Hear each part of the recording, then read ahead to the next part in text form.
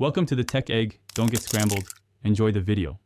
In this video, I will show how to use a PS4 controller on COD Mobile for Android. First, ensure your Android device's Bluetooth is enabled.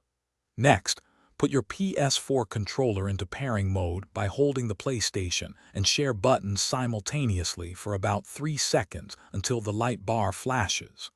Finally, select wireless controller from your Android device's available Bluetooth devices to connect it.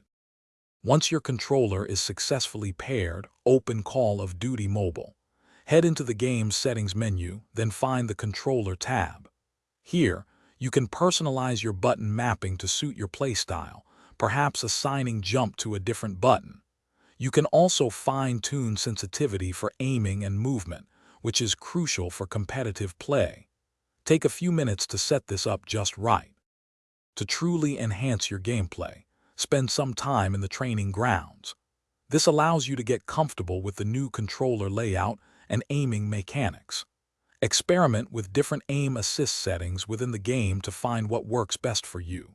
A physical controller offers significantly more precision and comfort than touch controls, especially during long gaming sessions, giving you a competitive edge.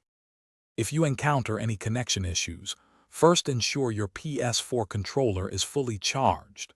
Sometimes, simply restarting both your Android device and the controller can resolve minor glitches. Using a PS4 controller provides several advantages, including more precise aiming, better movement control, and a generally more comfortable gaming experience compared to touchscreen controls. It truly elevates your mobile gaming. Thanks for watching. Consider subscribing if I helped unscramble your problems.